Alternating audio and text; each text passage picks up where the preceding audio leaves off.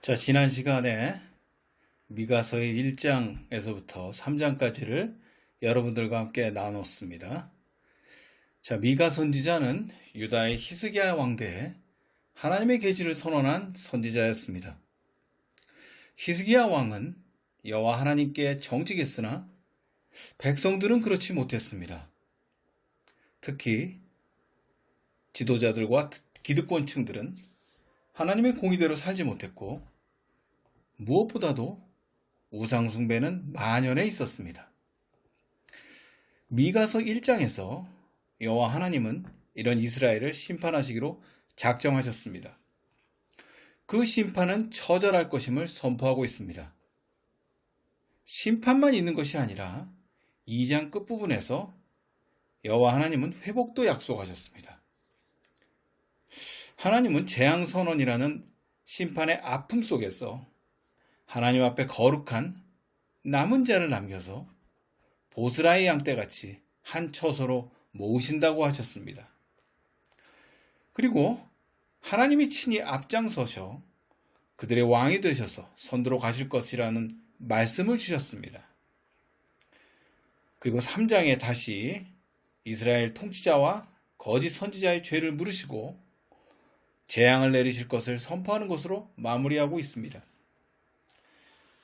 오늘은 미가서 강해의 두 번째 시간으로 미가서에 있는 4장과 5장 부분을 여러분들과 나누어 보고자 합니다. 미가서는 세 편의 미가 선지자의 설교 말씀으로 나누어져 있다고 지난 시간에 말씀드렸는데요. 자, 미가서 1장에서부터 3장까지가 미가 선지자의 첫 번째 설교 말씀이라면 4장과 5장은 미가 선지자의 두 번째 설교 말씀이라 보면 타당합니다. 자, 미가서 4장과 5장은 미가서 전체의 균형을 잡아주는 핵심 구절 그리고 묵시적 내용이 담겨 있습니다. 자, 여기서 여러분 묵시가 뭘까요? 자, 예언과 묵시는 둘을 구분하기가 생각보다 쉽지 않습니다. 그런데 이렇게 보시면 될 것 같아요. 예언은 미래에 있을 사건을 말하는 것이고 묵시는 세상의 끝날, 즉 종말적인 예언을 선포할 때로 보면 타당할 것 같습니다. 그리고 오늘 말씀드릴 미가서 4장과 5장은 선지서들의 통상적인 구조를 따르는 형식입니다. 자, 지난 시간에도 말씀드렸듯이 통상적인 선지서들은 심판선언이 먼저 나오고 그리고 나서 심판을 받아야 하는 심판의 이유를 설명합니다. 그리고 중간 부분에 회복 또는 회복에 이르는 구원의 내용을 선포하고 나오게 되죠. 그리고 나서는 또다시 재앙과 심판 선언을 합니다. 그리고 마지막 부분에 가서 최종적인 회복과 최종적인 구원을 언급하는 내용으로 끝맺음을 합니다. 미가서도 전형적인 선지서, 예언서의 구조를 따르고 있기에 4장과 5장은 미가서 전체의 회복과 구원을 선언하고 있는 것입니다. 자, 그러면 4장 1절과 2절을 보겠습니다. 끝날에 이르러는 여호와의 전에 산이 산들의 꼭대기에 굳게 서며 작은 산들 위에 뛰어나고 민족들이 그리로 몰려갈 것이라. 곧 많은 이방 사람들이 가며 이르기를 오라 우리가 여호와의 산에 올라가서 야곱의 하나님의 전에 이르자. 그가 그의 도를 가지고 우리에게 가르치실 것이니라. 우리가 그의 길로 행하리라 하리니 이는 율법이 시온에서부터 나올 것이요 여호와의 말씀이 예루살렘에서부터 나올 것임이라. 아멘. 자, 개역개정 성경을 보면 이 4장이 시작하는 1절 윗부분에 여러분들 파란색 글씨 또는 초록색 글씨로 어떠한 제목을 써놓은 것을 보실 수 있을 것입니다. 제가 보는 성경에는 이렇게 제목이 쓰여져 있습니다. 하나님께서 이루실 평화라고 되어 있죠. 하나님이 이룩하시는 평화를 언급하고 있습니다. 자, 우리는 앞서 3장 마지막 부분에서 여호와 하나님의 무시무시한 재앙 선포를 봤습니다. 그런데 4장의 1절 부분에서는 분위기가 완전히 다릅니다. 자, 원래 성경은 장수의 구분이 없었죠. 이 파피루스 두루마리에 미가서 전체가 1장부터 7장 마지막까지 장수, 나눔이 없이 처음부터 마지막 절까지 구분이 없었던 상황을 생각한다면 4장 시작 부분은 완전히 다른 메시지를 미가 선지자는 말하고 있는 것입니다. 그래서 1절에 보시면 끝날에라는 말이 나옵니다. 자, 이 끝날에를 생각하면 이와 반대되는 날이 생각날 것입니다. 그것은 창세기 1장 1절 부분이죠. 베레시트 시작하는 부분이요. 그것은 태초에라는 것입니다. 자, 천지를 창조하신 엘로힘 하나님께서 선포하신 끝날이라는 것을 알려면 신약의 히브리서 1장 2절 내용을 참고할 필요가 있습니다. 자, 히브리서 1장 2절을 보겠습니다. 제가 읽겠습니다. 이 모든 날 마지막에는 아들을 통하여 우리에게 말씀하셨으니 이 아들을 만유의 상속자로 세우시고 또 그로 말미암아 모든 세계를 지으셨느니라. 아멘. 자, 이 모든 날의 마지막 날에 아들을 통하여 우리에게 말씀하셨다고 히브리서에서는 전하고 있습니다. 그러니까 예수님이 이 땅에 오신 것이 마지막 날인 것입니다. 약 2000년 전에 오시고 승천하신 예수님이 오신 것이 마지막 날이 되니 우리는 지금 마지막 날을 살아가고 있는 것입니다. 자, 그러니까 마지막 날의 마지막쯤 되는 것이죠. 하나님의 카이로스 타임은 우리가 생각하는 시간과 다르죠. 채 100년도 살지 못하는 우리 인간의 한계로는 하나님의 카이로스 타임을 이해한다는 게 불가능에 가깝습니다. 자, 정리하면 미가서 4장 1절에서 이르는 끝날이라는 것은 예수 그리스도께서 오셔서 통치하시는 날입니다. 1절에 나오는 여호와의 산이란 구절이 있는데요. 여기서의 여호와의 산은 성전산을 의미합니다. 자, 예루살렘에 있는 성전산이 산들의 꼭대기에 우뚝 선다고 했습니다. 민족들이 그리로 몰려갈 것이라고 했죠.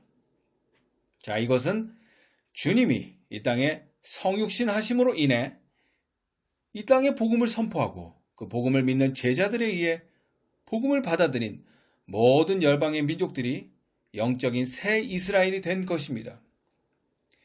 그 새 이스라엘이 하나로 모일 것이라는 것이죠. 그리고 2절에 보시면 많은 이방 사람들이라는 구절이 있습니다.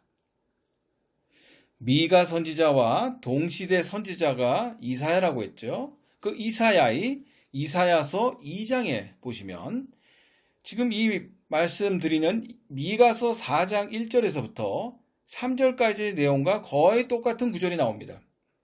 이사야서 2장 2절에서 4절의 내용이 똑같습니다. 한번 펴보십시오. 예, 내용이 똑같습니다. 굳이 다른 점이 있다면 미가서 2절과 그러니까 4장 2절과 3절의 일부분인데요. 미가서 4장 2절은 많은 이방 사람들이라고 언급한 반면에 이사야서 2장 3절 동구절 같은 구절인데요. 많은 백성이라고 한 부분입니다. 아마도 동시대를 살았던 선지자에게 임한 하나님의 계시 말씀이어서 동일한 계시가 임한 것이 아닐까 생각합니다. 자, 2절에서 이방 사람들이 여호와의 산, 즉 시온의 성전산으로 몰려올 것이라 했습니다. 자, 그것은 시온이 특별해서가 아닙니다. 이것은 여호와께서 임하시고 계시기 때문에 열국의 사람들이 몰려온다는 것입니다. 자, 앞서 말씀드린 예수 그리스도께서 보내신 성령의 힘으로 오순절 성령 강림 사건 때 이미 디아스포라 유대인들이 경험했고 이 사도들의 노력으로 로마와 그 사방팔방으로 복음은 전파되게 되었습니다. 약 700여 년 전 미가 선지자는 미리 여호와 하나님의 말씀을 계시를 선포한 것입니다. 그의 도를 가지고 우리에게 가르치실 것이고 그의 길로 행한다고 했습니다. 자, 예수님께서 성육신하셔서 오신 사역과 역할은 여러 가지가 있습니다. 제사장으로서의 역할, 왕직으로서의 역할, 그리고 교사로서의 역할, 그 외에도 여러 가지가 있습니다. 그의 도를 가르친다는 것은 교사로서 그의 말씀을 배운다는 것입니다. 그의 제자도를 배워서 그의 길을 실행함으로 인해 세상을 변화시키는 것입니다. 자, 이제 3절을 보시겠습니다. 3절. 그가 많은 민족들 사이에 이를 심판하시며 먼 곳 강한 이방 사람을 판결하시리니 무리가 그 칼을 쳐서 보습을 만들고 장을 쳐서 낫을 만들 것이며 이 나라와 저 나라가 다시는 칼을 들고 서로 치지 아니하며 다시는 전쟁을 연습하지 아니하고. 아멘. 자, 3절의 내용은 평화의 왕이신 예수 그리스도의 모습입니다. 하나님의 나라에서는 전쟁이 필요가 없습니다. 사자와 아이가 뛰놀아도 되는 그런 절대적인 평화의 나라가 구현되는 것입니다. 그것은 주님께서 통치하시는 절대 평화의 나라입니다. 마치 이사야서 11장에서 언급하는 평화의 나라를 연상합니다. 젖 먹는 아이가 독사의 구멍에서 장난해도 되는 그런 나라가 되는 것입니다. 또한 공의와 정의가 살아있는 나라인 것입니다. 자, 이어서 4절을 읽겠습니다. 4절. 각 사람이 자기 포도나무 아래와 자기 무화과나무 아래에 앉을 것이라. 그들을 두렵게 할 자가 없으리니 이는 만군의 여호와의 입이 이같이 말씀하셨음이라. 만민이 각각 자기의 신의 이름을 의지하여 행하되 오직 우리는 우리 하나님 여호와의 이름을 의지하여 영원히 행하리로다. 아멘. 4절에 나오는 포도나무와 무화과나무가 나오죠. 이 포도나무와 무화과나무는 영적으로 큰 은혜를 받은 상태를 의미합니다. 자, 이는 이스라엘이 평화를 구가하던 솔로몬 시대에 누렸던 평화롭고 번영된 나라를 상기시킬 뿐 아니라 선지자 스가랴가 선포한 메시아 시대를 떠올리게 합니다. 자, 스가랴서 3장 10절을 보시겠습니다. 스가랴서 3장 10절 제가 읽겠습니다. 만군의 여호와가 말하노라. 그 날에 너희가 각각 포도나무와 무화과나무 아래로 서로 초대하리라 하셨느니라. 아멘. 자, 이어서 5절에서 만민이 각각 자기의 신의 이름을 의지하여 라고 합니다. 자, 5절은 난해 구절이라고 할 만한데요. 자, 이것은 혼동이 일어날 수 있습니다. 주님이 임하시는 평화의 시대가 되고 하나님의 나라가 열렸는데 어찌 만민이 각각 자기의 신의 이름으로 의지할 수 있다는 것이겠습니까? 자, 이것은 종말의 시대에 만민들은 하나님을 떠나 자기가 믿는 신들에게 의지한다는 것이며 여호와 하나님을 신실하게 믿는 자들은 하나님을 의지하여 영원히 행함을 말하고 있는 것입니다. 5절까지 우리 주님이 임하시는 평화의 나라를 말하고 있으며 다음 6절부터도 그것을 계속 이어가고 있습니다. 자, 6절에서 8절까지를 보겠습니다. 6절. 여호와께서 말씀하시되 그 날에는 내가 저는 자를 모으며 쫓겨난 자와 내가 환난받게 한 자를 모아 발을 저는 자는 남은 백성이 되게 하며 멀리 쫓겨났던 자들이 강한 나라가 되게 하고 나 여호와가 시온산에서 이제부터 영원까지 그들을 다스리리라 하셨나니 너 양떼의 망대요 딸 시온의 산이여 이전 권능 곧 딸 예루살렘의 나라가 내게로 돌아오리라. 아멘. 자, 6절을 보시면 그 날에는 내가 저는 자를 모으며 쫓겨난 자와 내가 환난받게 한 자를 모아라고 했습니다. 자, 이것은 이스라엘이 멸망하여 포로로 잡혀간 자들을 회복시켜서 쓰신다는 것을 의미한다고 할 수 있을 것입니다. 자, 그들은 하나님의 심판을 통해서 자기 땅에서 쫓겨나는 수치를 당하였을 뿐만 아니라 저는 자처럼 연약하며 무기력한 존재로 전락하였던 것입니다. 그러나 여호와 하나님은 모든 힘을 잃어버리고 오직 하나님의 구원만을 바라보는 그들을 다시 불러 모으셔서 남은 백성이 되게 할 뿐 아니라 강한 나라로 만드실 것입니다. 자, 이어서 7절에 나오는 되게 하고라는 단어가 있는데요. 이것은 히브리어로 원어로는 심티라고 있습니다. 이것은 이스라엘 족속의 자주적인 것이 아니라 전적으로 하나님이 만드시는 것을 의미합니다. 즉, 하나님의 주권에 의해서 메시아 왕국은 성립되는 것을 의미하는 것이죠. 자, 남은 백성은 결코 백성 스스로 되는 것이 아닌 것입니다. 그것은 전적으로 하나님의 주권과 능력으로 이루어지는 것입니다. 여호와 하나님께서는 심판을 받아 수치를 당하고 비참한 삶을 영위하는 백성들을 다시 모아서 메시아 왕국에 들어가게 될 남은 백성으로 만드시며 강한 나라로 만드실 것입니다. 자, 또 7절에 이제부터라는 말이 나옵니다.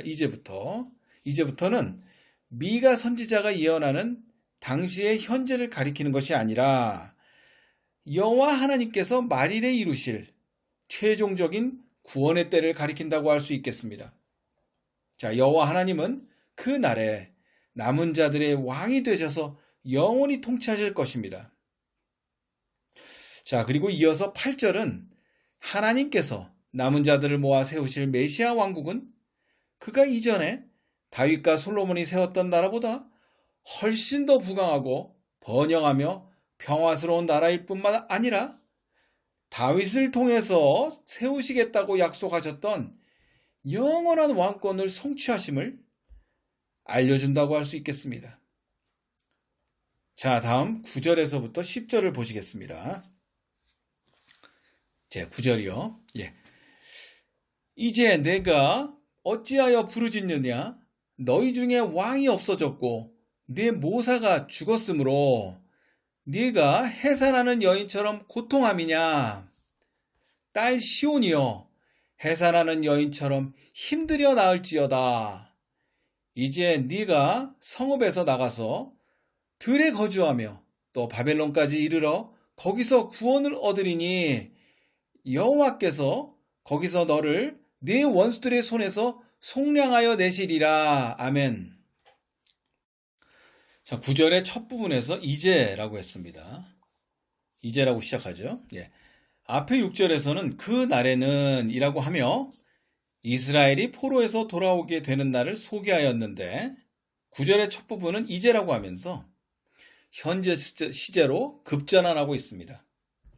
또한 8절까지 언급된 예루살렘에게 있을 장래 영광에 대한 예언과는 대조적으로 9절부터는 현재 예루살렘이 겪는 고난을 나타내고 있습니다. 자, 그들이 고난받는 이유는 왕이 없기 때문인 것이죠. 자, 여기서 9절 중간 부분에 보시면 모사가 죽었으므로 라고 하고 있는데 여기서 모사는 왕을 의미하는 것입니다. 자, 그들은 왕이 없기 때문에 고통스러운 것입니다. 또한 이스라엘의 왕은 하나님께서 세우신 지도자이며 하나님의 율법을 세우고 하나님의 백성을 다스리는 대리자였기 때문에 왕의 상실은 하나님의 축복과 보호와 인도하심의 종말을 구하는 것이 됩니다. 자, 이것은 이스라엘 백성들에게 매우 심각한 문제를 발생시키게 되는 것입니다. 그것은 다윗 왕권이 영원하리라는 하나님의 약속이 깨지는 것이기 때문입니다.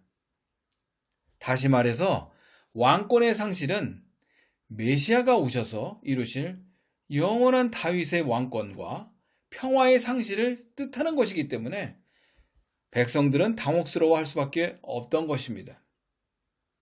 자, 9절 후반부에 해산하는 여인처럼 고통함 이런 단어가 나오죠. 이런 말이. 이것은 이방 여러 나라들이 침략에 의한 고난을 의미하는 것입니다. 10절에서는 9절에 해산하는 여인처럼을 또다시 반복하여 언급하죠. 여인들이 겪는 해산의 아픔처럼 처음엔 아수르 등 여러 민족에게 그리고 이제는 바빌론의 침략에 의해 고난을 받을 것입니다. 그러나 해산의 고통이 끝나면 새 생명을 얻듯이 바벨론의 침략 후에 이스라엘은 새로운 희망을 얻게 될 것입니다. 자, 10절에 보시면 거기서라는 단어가 2번 나오는데요.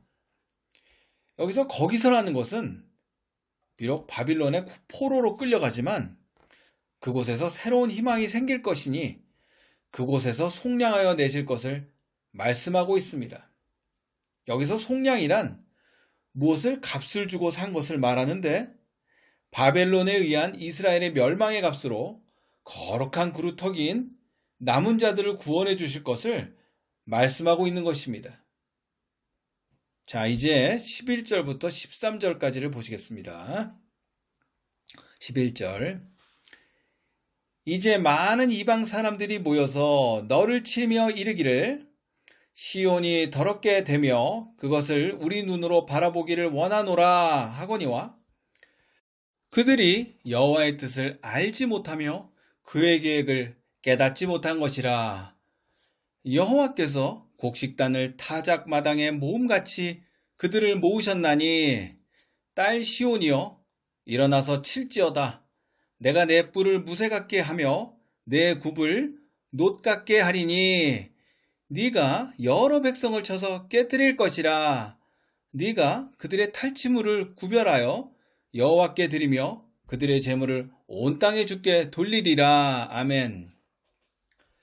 자, 11절을 보면 시온이 더럽게 되며 라고 했습니다. 자, 이것은 열방의 나라들은 이스라엘이 완전히 멸망하기를 바랬던 것입니다. 그래서 눈으로 확인하고 싶었던 것입니다. 12절에서 그들이 알지 못했던 것은 시온이 더럽혀지는 것, 즉 이스라엘의 멸망은 그들의 힘에 의한 것이 아니라 하나님의 계획하심이었다는 것입니다. 자, 많은 이방 나라들은 자신들이 하나님의 심판 도구로 사용된 것과 그 후에 하나님의 심판이 기다린다는 사실을 알지 못했습니다. 여호와 하나님은 시온을 공격하기 위해서 모여든 많은 이방 나라들을 통해서 시온을 징계하실지라도 나중에는 시온을 공격한 이방 나라들을 철저히 진멸시키실 것입니다. 그들의 승리는 일시적이었을 뿐 그들 역시 하나님이 사용하신 도구에 불과하기 때문인 것입니다. 자, 13절에 가보시면 13절에선 뿔이 언급되는데 이 뿔은 힘을 상징하는 것이며 이스라엘은 탈취물을 구별하여 여호와께 드림으로 해서 이 전쟁은 이방 나라들과의 전쟁에서 하나님과 이방 나라들과의 싸움임을 알게 될 것입니다. 자, 이렇게 미가서에서 매우 중요한 장인 4장을 마쳤습니다. 4장은 이스라엘은 반드시 회복될 것이며 그 나라는 하나님에 의한 평화의 나라가 될 것이고 하나님의 통치가 실현되는 나라가 될 것입니다. 그리고 이스라엘에 대한 이방 나라들과의 전쟁은 하나님과 이방 나라들과의 싸움이고 여호와 하나님은 반드시 이방 나라들도 철저히 진멸하실 것이라는 내용이 4장에 있었습니다. 이어서 5장으로 가겠습니다. 5장은 예수 그리스도가 베들레헴에서 태어나실 것이라는 직접적인 예언이 담긴 중요한 장이죠. 1절 보겠습니다. 딸 군대여 너는 때를 모을지어다. 그들이 우리를 애워쌌으니 막대기로 이스라엘의 재판자의 뺨을 치리로다. 아멘. 자, 5장의 1절은 2절부터 나올 메시아에 대한 대조적인 문구라고 판단됩니다. 4장의 뒷부분과 연결되어 있고 막대기와 재판자라는 언어적 유의를 통해 이스라엘이 받을 치욕을 말하고 있습니다. 자, 1절은 2절의 내용과 정반대되는 글로 인해 2절이 더욱더 부각되는 그런 효과로 보시면 타당할 것 같습니다. 자, 그럼 2절을 보시겠습니다. 베들레헴 에브라다야, 너는 유다 족속 중에 작을지라도 이스라엘을 다스릴 자가 내게로 나올 것이라. 그의 근본은 상고에 영원에 있느니라. 아멘. 자, 2절에서 예수 그리스도께서 베들레헴에서 나심을 선포하고 있습니다. 베들레헴은 이 베들레헴의 의미가 빵집이라는 것이죠. 언어로 그렇습니다. 그리고 베들레헴은 정말 작은 마을입니다. 다윗이 태어난 지역이지만 구약 성경에서 자주 언급되는 지역은 아니죠. 비록 작은 마을이지만 이스라엘을 다스릴 자가 이곳에서 나온다는 것입니다. 그의 근본은 상고에 있고 영혼에 있다고 했습니다. 자, 상고는 태초를 의미한다 보면 되고, 결국 이 말은 창조가 일어나기 전부터 계신 분이라는 것입니다. 그분은 우리 주 예수 그리스도이십니다. 주님은 화려한 성에서 태어나신 것이 아니고 작은 마을인 빵집을 의미하는 베들레헴에서, 그것도 마구간에서 태어나신 것입니다. 자, 이어서 3절을 보시겠습니다. 그러므로 여인이 해산하기까지 그들을 붙여두시겠고 그 후에는 그의 형제 가운데 남은 자가 이스라엘 자손에게로 돌아오리니. 아멘. 자, 여기서 그들을 붙여두시겠고 라는 것은 그분이 오시기까지 이스라엘을 침략자의 지배하에 방치한다는 것입니다. 그리고 이스라엘의 방치 시기는 메시아의 등장으로 그 형제 남은 자가 돌아오는 때까지를 말하는 것입니다.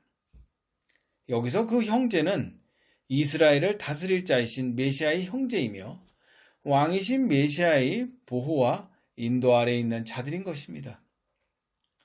자, 히브리서에 가보면 히브리서 1장 6절에서 우리 주님을 맏아들이라고 칭하고 있죠. 신약에서는 하나님을 믿는 거룩한 믿는 자들을 아들이라고 칭하고 있음을 볼 때 그들 거룩한 남은 자들은 심판으로 인해서 쫓겨났던 상태에서 돌아와 회복될 것입니다. 미래의 하나님 백성에 대한 궁극적인 구원도 이러한 방식으로 이루어질 것입니다. 왜냐하면 미가 선지자는 어떤 의미에서 포로 생활이 메시아가 도래할 때까지 지속되는 것으로 보고 있기 때문인 것입니다. 자, 이제 4절을 보시겠습니다. 그가 여호와의 능력과 그의 하나님 여호와의 이름의 위엄을 의지하고 서서 목축하니 그들이 거주할 것이라. 이제 그가 창대하여 땅끝까지 미치리라. 아멘. 그는 우리 주님 메시아이십니다. 메시아는 히브리어로 기름 부은 자라는 뜻으로 왕, 제사장, 선지자에게 해당되는 말입니다. 메시아이신 우리 주님은 왕이시며 대제사장이시며 선지자 중에 선지자이신 것입니다. 자, 메시아께서는 목양의 능력과 권위를 가지실 것입니다. 그는 큰 목자이시기 때문입니다. 자, 그의 목양의 능력과 권위는 하나님의 힘과 하나님의 이름의 권위이시며 하나님의 능력은 부족함이 없고 쇠함이 없는 능력이 되는 것입니다. 그의 권위는 신적이고 절대적 권위이기도 하십니다.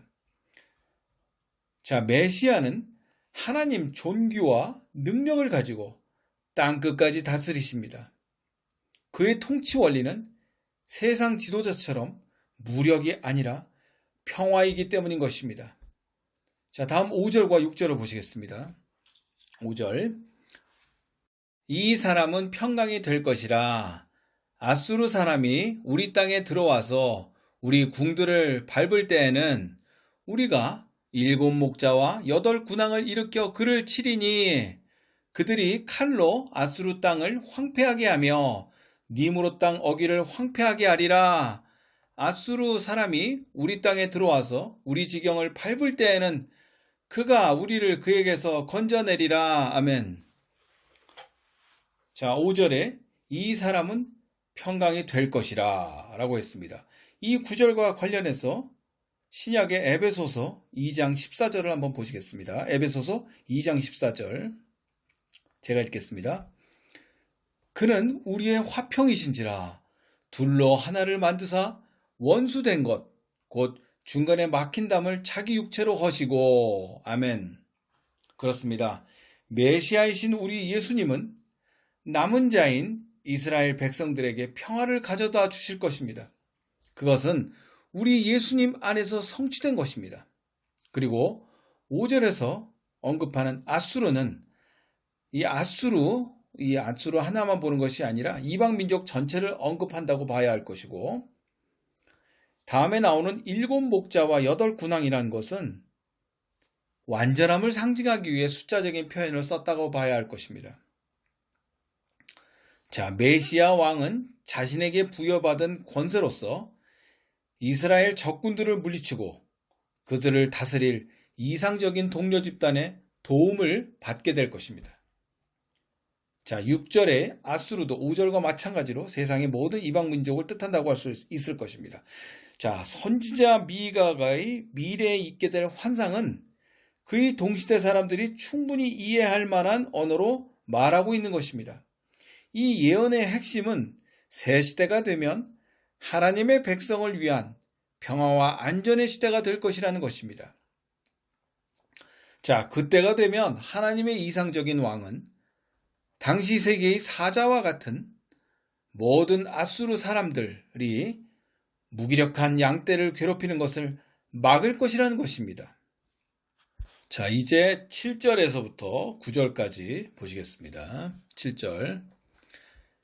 야곱의 남은 자는 많은 백성 가운데 있으리니 그들은 여호와께로부터 내리는 이슬 같고 풀 위에 내리는 단비 같아서 사람을 기다리지 아니하며 인생을 기다리지 아니할 것이며, 야곱의 남은 자는 여러 나라 가운데와 많은 백성 가운데에 있으리니 그들은 수풀의 짐승들 중에 사자 같고 양떼 중에 젊은 사자 같아서 만일 그가 지나간즉 밟고 찢으리니 능히 구원할 자가 없을 것이라.